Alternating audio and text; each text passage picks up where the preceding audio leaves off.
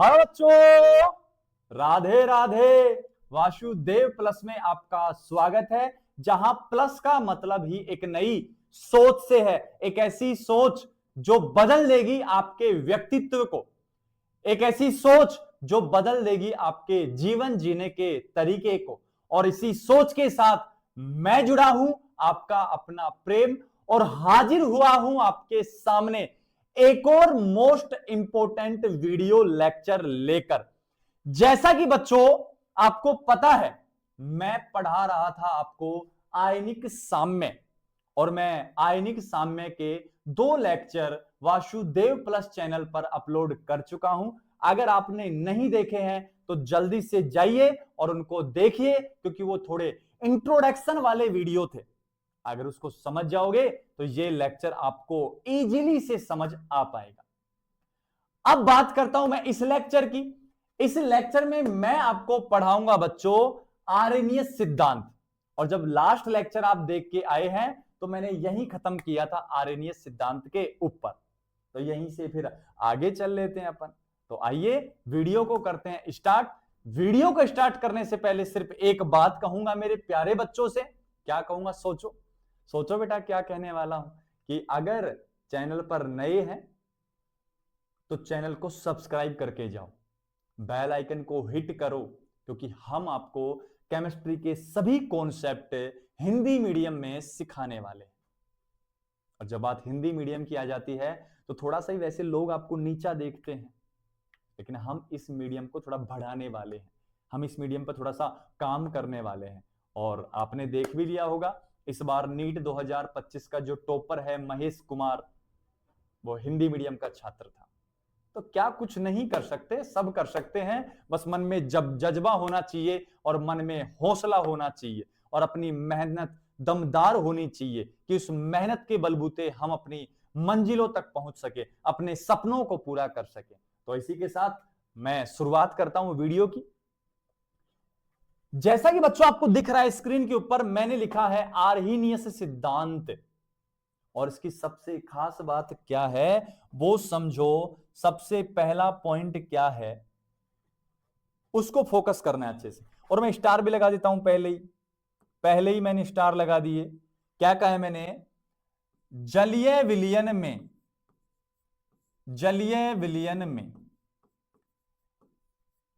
और जलीय विलयन में मतलब है कौन सा सॉल्यूशन बेटा? Aqueous solution. और आपको ऐसा नहीं लग रहा कि एक्वस बार बार आ रहा है, बारंबार आ रहा है? जब से आयनिक साम्य पढ़ते गए हैं ये जलीय विलयन बार बार आता है। तो जलीय विलयन में अम्ल क्षार की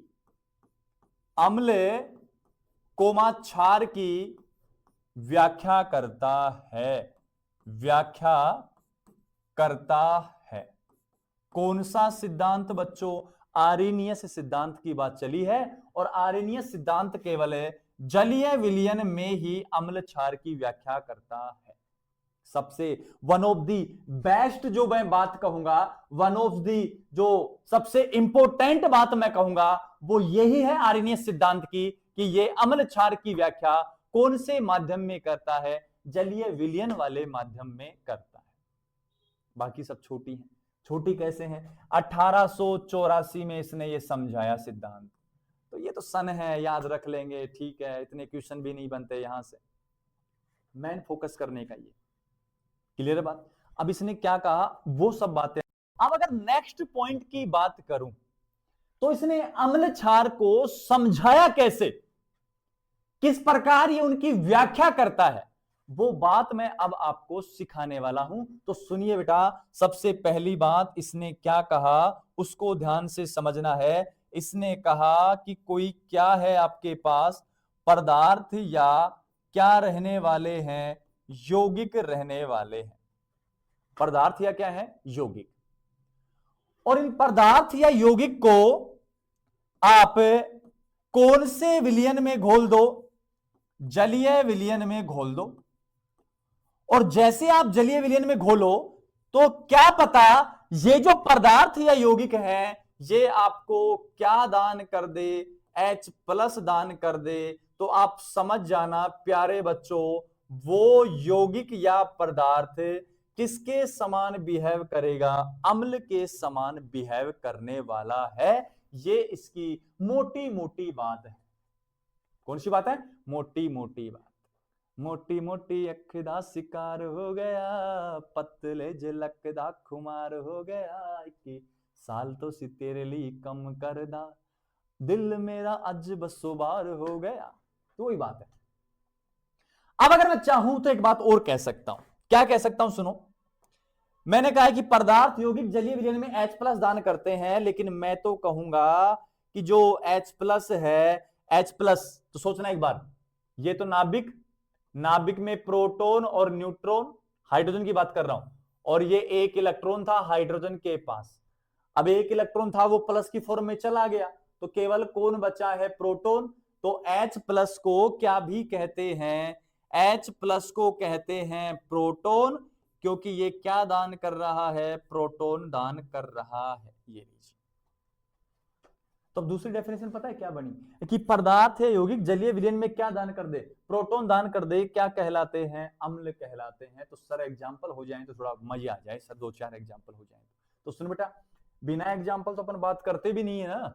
example, one of the best example बेटा HCl, और HCl को घोला गया किसमें? जलीय विलयन में, और जैसे ही जलीय विलयन में घोला गया तो ये टूटा H प्लस और C।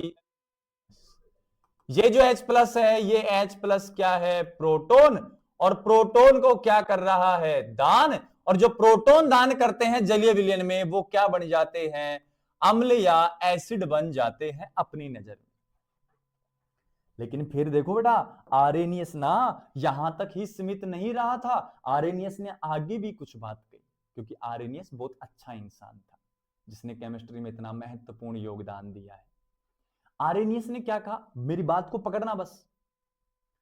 आरेनियस ने कहा कि अम्ल जल में घुलकर H प्लस दे रहे हैं, ठीक है, और यहां H2O के पास लोन पेयर होता है। तो वो आरेनियस ने कहा कि ये H प्लस फ्री नहीं पड़ा रहता है, ये H प्लस साहब किससे जाके अटैक करता है? लोन पेयर पर जाके अटैक करता है। लोन पेयर पर जाके जब अटैक करेगा तो बेटा ईमानदारी से अगर तू सोच पा रहा है तो बताना, यहां बनेगा H3O प्लस आयन, और जब H3O प्लस आयन बनेगा तो इसका नाम होता है हाइड्रोनियम आयन। हाइड्रोनियम आयन नाम होता है इसका, ठीक है। तो एक बात सोच, इमेज कर, अम्ल तो हमेशा जल में घुलकर और H प्लस देगा, और जब जब अम्ल जल में घुलकर H प्लस देगा तब तब जल भी रहेगा, H प्लस भी रहेगा। तो ये इस अवस्था में ना होकर कौन सी अवस्था में रहेंगे? हाइड्रोनियम आयन वाली अवस्था में रहेंगे। तो एक नई लाइन बना रहा हूं अम्ल के लिए। देख बेटा कितनी शानदार लाइन बनाऊंगा, नई डेफिनेशन बनाऊंगा, और वो डेफिनेशन क्या है समझ उसको। फिर से कहा है क्या है? पदार्थ या क्या रहने वाले हैं? यौगिक। फिर से कौन से विलयन में घोला है? फिर से घोला है बिटू इनको जलीय विलयन में, लेकिन अब डेफिनेशन बदल गई, H प्लस दान कर रहे हैं तो ये H2O पर अटैक करके क्या बना रहा है? अगर दे दें हाइड्रोनियम आयन, हाइड्रोनियम आयन क्या करते हैं? दान करते हैं, दान करते हैं, वो भी क्या कहलाते हैं? अम्ल कहलाते हैं। ये बहुत बड़ी बात आरेनियस ने समझा दी। तो आरेनियस के अनुसार अम्ल दो तरीके से डिफाइन कर सकते हैं, दोनों तरीके आपको पता है। पहला H प्लस दान करेगा तो क्या होगा? अम्ल जलीय विलयन में, और दूसरा जलीय विलयन में अगर hydronium ion H3O plus ion बना दे तो वो भी क्या होने वाला है? अम्ल होने वाला है। क्लियर है बात? चलो नेक्स्ट एग्जांपल की बात करता हूं। सर इतने एग्जाम्पल क्या? नहीं बेटा, दुनिया भर के हैं। नेक्स्ट एग्जाम्पल है HNO3। HNO3 फिर से घुलेगा H2O में, क्या दान करेगा? H प्लस और NO3 माइनस। बोल मान जाएगा कि मेरी बात को? ठीक है। अब मैं कुछ एक अन्य उदाहरण लिख देता हूं, अन्य उदाहरण, बार बार रिएक्शन थोड़ी लिखेंगे। आप थमक गए बेटा, आप थमक गए तो कोई दिक्कत नहीं है, बस आपको समझ आना चाहिए, और जब आपको समझ आ गया तो फिर किसी बात की कोई चिंता है ही नहीं। और जब चिंता नहीं है बेटा तो हमें तनाव नहीं होगा, और जब तनाव नहीं होगा तो हम अच्छा पढ़ पाएंगे, और जब अच्छा पढ़ पाएंगे तो अच्छे से हम एग्जाम दे पाएंगे, और जब हम अच्छे से एग्जाम दे पाएंगे तो आंसर की में हमारे ज्यादा से ज्यादा क्वेश्चन सही होंगे, और जब ज्यादा क्वेश्चन सही होंगे तो हम नीट क्वालिफाई, IIT क्वालिफाई, जेट क्वालिफाई, CUT क्वालिफाई कर जाएंगे, या दुनिया का फिर कोई कंपटीशन हो हम क्वालिफाई कर लेंगे, क्योंकि हम श्री कृष्ण के साथ हैं, हम श्री राधा रानी के साथ हैं, हम वासुदेव के साथ हैं, हम जय श्री श्याम के साथ हैं। तो फिर बेड़ा तो पार होना है, फिर नैया पार लगनी ही है। देखो next example, one of the best example, अम्लों का राजा, आजा बाजा बजा जा, सल्फ्यूरिक कमल, नाइट्रस अम्ल नाम है। नाइट्रस के बाद में हो जाएगा बेटा HI रहा, बहुत अच्छा एग्जांपल है अम्ल का। उसके बाद है CH3COOH, बहुत अच्छा एग्जांपल है अम्ल का। उसके बाद रहा बेटा फोस्फोरिक अम्ल, ऑर्थोफोस्फोरिक अम्ल नाम है। अरे हाँ कि ना, ETC दुनिया भर के एग्जांपल हैं। चलेगा यहां तक? तो ये अम्ल के एग्जांपल बन गए हैं। अब यहां से बेटा मैं क्वेश्चन की बात करता हूं। एक क्वेश्चन बनेगा, सबसे पहला क्वेश्चन है कि आर्हीनियस सिद्धांत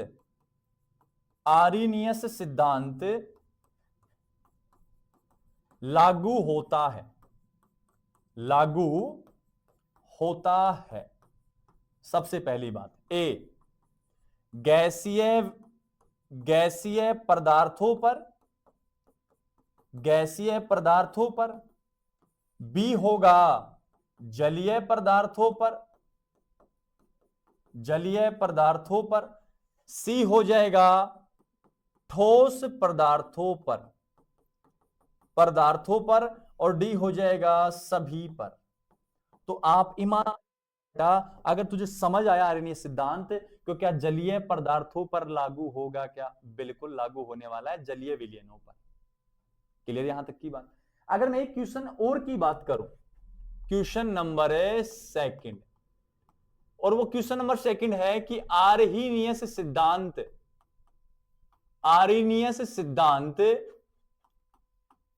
के अनुसार अम्ल होते हैं। तो क्या होते हैं? सुन, A लिखा है H ग्रहण, B लिखा है प्लस दान, C लिखा है, क्या लिखा है ध्यान से समझना, C लिखा है मैंने OH माइनस दान, और D लिखा है मैंने कोई नहीं। तो अब बता बेटा अम्ल कौन होगा? H प्लस दान करने वाला। क्लियर है बात? नेक्स्ट एक क्वेश्चन की और अगर बात कर दूं, छोटा सा क्वेश्चन है बेटा, छोटा सा क्वेश्चन है कि आर्हीनियस सिद्धांत के अनुसार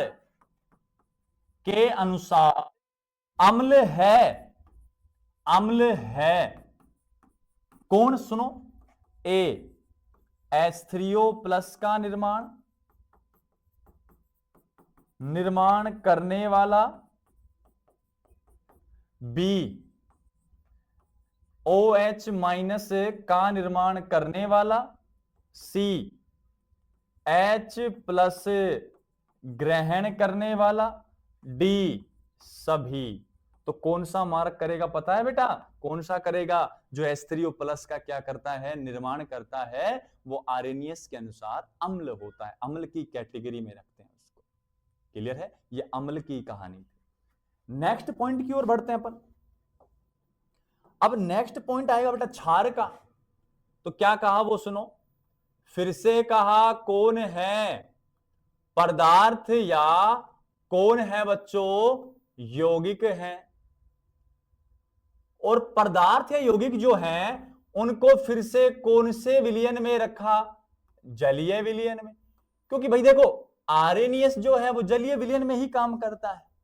अब जलीय विलयन में क्या दे दिया गया? OH माइनस क्या कर दिया गया? दान। तो आर्हीनियस ने कहा देखो बेटा, ऐसे लोग जो जलीय विलयन में क्या देंगे, OH माइनस, वो हमारी नजर में क्या बन जाएंगे, क्षार बन जाएंगे। ये लीजिए, ये बात कही आर्हेनियस ने क्षार के लिए। अब इसको मैं और कहना चाहूं तो सुन, ऐसे लिख सकता हूं क्या, OH माइनस को तो कहते हैं हाइड्रोक्साइड आयन, हाइड्रोक्साइड आयन कहते हैं, और जो हाइड्रोक्साइड आयन दान कर दे वो आर्हेनियस के अनुसार क्या होते हैं, क्षार होते हैं। बात एक ही। सर एग्जाम्पल, तो एग्जाम्पल देख बेटा, पहला एग्जाम्पल है NaOH, one of the best example. घोला जल में तो टूटेगा बेटा पता है किसमें, Na प्लस में, OH माइनस में, और जब OH माइनस में टूटा तो OH माइनस दान कर रहा है, और OH माइनस दान करने वाले सारे क्या होते हैं, आर्हेनियस के अनुसार क्षार। बात करूंगा KOH की, सेम कहानी है बेटा, H2O और यहां K प्लस और यहां OH माइनस, फिर से OH माइनस की बात चली। लेकिन अब आगे सुनो, आगे सुन बेटा मेरी बात को, अन्य उदाहरण की बात कर रहा हूं, और अन्य उदाहरण में क्या लिखा है जरा तुम बतलाओ। चले आगे, ठीक है, देखो जरा नेक्स्ट एग्जांपल देखो, सोडियम आ गया, पोटेशियम आ गया, पोटेशियम के बाद रुबीडियम हाइड्रोक्साइड OH आया बेटा, सीजियम हाइड्रोक्साइड OH आया बेटा, कैल्शियम हाइड्रोक्साइड OH आया, बेरियम हाइड्रोक्साइड OH आया, ये लीजिए, एल्यूमिनियम हाइड्रोक्साइड OH आया बेटा, ये लीजिए। उसके बाद लिखूंगा NH4OH अमोनियम हाइड्रोक्साइड, ये लीजिए। इसके बाद बन सकता है बेटा, हाइड्रोजन को हटा के मैथिल ले आया और NOH, ये लो OH आ गया, ETC, और भी जो आपकी नजर में बनते हैं सब। इन सभी में मैंने OH को हाईलाइट किया है, और जब OH को हाईलाइट किया है तो सारे के सारे जलीय विलयन में या जल में घुलकर क्या देने वाले हैं, OH माइनस हाइड्रोक्साइड आयन देने वाले हैं। तो अपनी नजर में, अपनी नहीं, आर्हेनियस भाई साहब, तो उसकी नजर से अपन भी देख लेते हैं इनको। तो अपन ने देखा तो सब क्या बनने वाले हैं, क्षार बनने वाले हैं। जल्दी से नोट कीजिए, फिर आगे चलते हैं।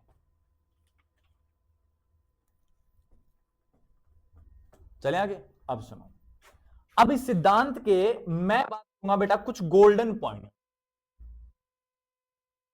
गोल्डन पॉइंट्स की बात कर रहे हैं,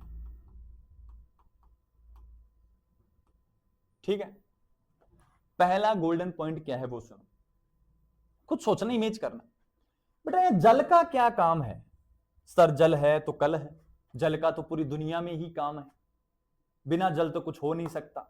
सुबह उठने से लेकर शाम को सोने तक सिर्फ जल ही जल है, और किताबों के पीछे लिखा होता है कि बेटी बचाओ बेटी पढ़ाओ, देश को उन्नत बनाओ और जल बचाओ। जल तो बचाना है। तो बेटा यहां जो जल है ना, जल, उसका काम है कि जल यहां काम कर रहा है। अगर आप सोच रहे हैं तो किसका काम कर रहा है, घोलने का। और घोलने का काम कौन करता है, विलायक करता है। कौन करता है, विलायक करता है। चलेगा। अब मेरी बात को आगे समझ, देख मैं कहना क्या चाह रहा हूं। मैंने कहा बेटा गोल्डन पॉइंट में पहला पॉइंट क्या है, आर्हेनियस के अनुसार, आर्हेनियस के अनुसार बात कर रहे हैं। क्योंकि बेटा बात आर्हेनियस की चल रही थी, उसकी तो मानेंगे ना। जैसे घर में पिता के अनुसार काम करते हैं, माता के अनुसार काम करते हैं, तो उनके अनुसार बात करेंगे। आर्हेनियस क्या कहता है वो सुनिए, ये कहता है H2O किसकी भांति काम करता है, विलायक होता है, सोलवेंट की तरह रिएक्ट करता है या एक्ट करता है। आर्हेनियस ने कहा कि H2O विलायक होता है, और ये H2O जब विलायक है तो ये कैसी प्रकृति का होता है, उदासीन प्रकृति का होता है। प्रकृति का होता है किसके अनुसार, आर्हेनियस के अनुसार। वो तो अपनी अपनी नजर है बेटा। आर्हेनियस ने देखा तो बता दिया कि उदासीन प्रकृति का होता है H2O, क्योंकि ये विलायक होता है, घोलने का काम करता है। ये अम्ल में भी काम आता है, वहां भी घोल रहा है, क्षार में भी काम आता है, वहां भी घोल रहा है, तो ये किसकी तरह एक्ट करता है? विलायक की तरह एक्ट करता है। और कैसी प्रकृति का? उदासीन। अब क्वेश्चन आ जाए कि आर्रेनियस के अनुसार H2O की प्रकृति होती है अम्लीय, क्षारीय, उदासीन, उभयधर्मी। किसको मार्क करेगा बेटा? मार्क करना है तुझे उदासीन प्रकृति को आर्रेनियस के अनुसार। ब्रोंस्टेड के अनुसार जैसे बनेगा बाद में पढ़ेंगे, फिर अपने पास लुईस के अनुसार जैसे बनेगा वो बाद में पढ़ेंगे, लेकिन इसके अनुसार ये उदासीन, इतना ध्यान रखना है। पहला पॉइंट। दूसरा पॉइंट, आर्रेनियस के अनुसार ही चल रहा है सारा का सारा, ठीक है, इस बात का ध्यान रखना। आर्रेनियस ने कहा कि अम्ल है, अम्ल की अभिक्रिया किसके साथ? क्षार के साथ। बनाते क्या है? लवण। और लवण के साथ क्या बनता है? जल। और जल जब बन जाता है बेटा तो ये लीजिए, क्या कहा आर्रेनियस ने? आर्रेनियस ने कहा कि जल का बनना, जल का बनना उदासीनीकरण अभिक्रिया को दर्शाता है। उदासीनीकरण अभिक्रिया को दर्शाता है। किसका बनना? जल का बनना। मतलब अम्ल और क्षार जब भी अभिक्रिया करेंगे तो लवण और क्या बनाएगा? जल। और जब जल बन जाए तो आप समझ जाना कहीं ना कहीं संभावना है कि जब जल बनेगा तो अभिक्रिया कौन सी है? वो उदासीनीकरण है। सर समझ से बाहर एग्जाम्पल हो जाए तो बेस्ट हो जाए, तो एग्जाम्पल सीख बेटा, एग्जाम्पल सीख। सपोज दैट HCl, HCl क्या है? अम्ल। Suppose that NaCl, NaOH, NaOH क्या है? क्षार। अब ये दोनों मिलकर क्या बनाएंगे? NaCl प्लस में H2O, H2O आ गया है और ये क्या है? लवण है। और जब H2O बना है ना बेटा, तो H2O कैसे कैसे बना होगा? सोच, इधर का तो H प्लस, और H प्लस जो दान करते हैं वो अम्ल होते हैं, तो H प्लस दर्शा रहे अम्ल को, इधर का OH माइनस, और जो OH माइनस दान करते हैं वो क्षार होते हैं, और बना H प्लस OH माइनस क्या बनाएंगे बेटा? H2O बनाएंगे। और H2O का बनना ही क्या कहलाता है? उदासीनीकरण। और आप छोटी क्लास में पता है क्या कहते थे? पता है क्या कहते थे? कि अम्ल क्षार अभिक्रिया करके लवण और जल बनाते हैं, उदासीनीकरण अभिक्रिया हो जाती है। अब यहां उदासीनीकरण के लिए जिम्मेदार लवण है कि जल है?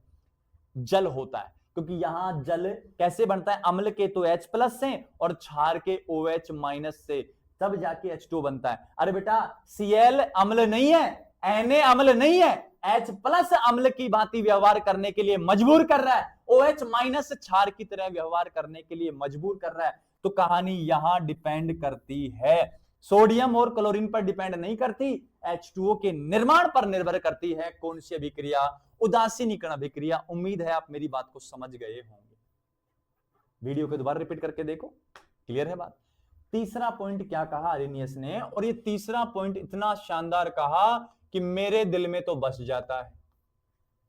क्या कहा उसने? सोचो, आर्रेनियस ने कहा कि बेटा ऐसे भी अंदाजा मत लगाओ आप। पता है कैसे? कि जितने भी H प्लस वाले हैं सारे अम्ल ही है, जिन जिन के पास OH है वो सारे क्षारीय नहीं, ऐसा मत कहो आप। ऐसा जजमेंट करना थोड़ा सा बेकार हो जाएगा। तो आर्रेनियस ने कैसे समझाया इसको सुनो। क्या कहा? सभी H प्लस वाले या सभी H युक्त यौगिक, सभी H युक्त यौगिक अम्ल नहीं होते हैं, अम्ल नहीं होते हैं। ऐसे नहीं कि H देखा और कह दिया अम्ल है। जैसे एग्जाम्पल CH4, सर हाइड्रोजन दिखा तो H प्लस दान कर जलीय विलयन में नहीं घुलता ही नहीं है जल में, गैस है मीथेन। C2H6 हाइड्रोजन देख के ही नहीं कहना है कि ये अम्ल है, ये कोई अम्ल नहीं होते हैं किसी भी प्रकार से। तो सभी H युक्त यौगिक जरूरी नहीं अम्ल ही हो, वो अम्ल हैं जो घुले और घुलने के बाद H प्लस दें। क्या कहा फिर आगे? सभी OH युक्त, OH युक्त यौगिक, यौगिक क्षार नहीं होते हैं।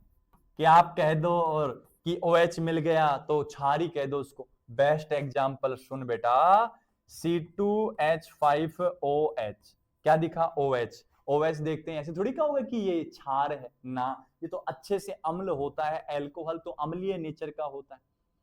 तो केवल आपको H और OH देखकर ही नहीं कहना है कि अम्ल है क्षार है, आपको जल में घोलकर चेक करना है। जल में घुलने के बाद देख रहे हैं H+ देगा तो अम्ल, OH- देगा तो क्षार। केवल H और OH देख के जजमेंट नहीं करना है। तो ये था बेटा अपने पास आरण्य सिद्धांत।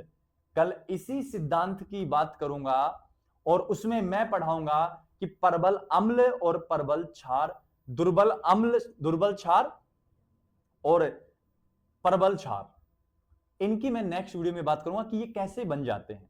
वो सब आएगा वियोजन की मात्रा से, जिसका वियोजन ज्यादा कम सब मैं आपको सिखा दूंगा। तो बच्चों मिलते हैं नेक्स्ट वीडियो में, तब तक के लिए टेक केयर, अपना ध्यान रखना अच्छे से। अगर फिर भी कोई दिक्कत हो वीडियो को रिपीट करके देखो, फिर भी कोई प्रॉब्लम हो कमेंट सेक्शन में बता दो, फिर भी कोई प्रॉब्लम हो तो जीवन में राधा राधा राधा राधा राधा नाम जपते रहो। वासुदेव वासुदेव आप लोग लगातार कहते रहो, श्री कृष्ण आप कहते रहो। आप जल्द ही सदमार्ग की ओर फिर जाने वाले हैं और जल्द ही आपके जीवन में बहुत अच्छा परिणाम आने वाला है। मिलते हैं बच्चों नेक्स्ट वीडियो में, तब तक के लिए बाय बाय।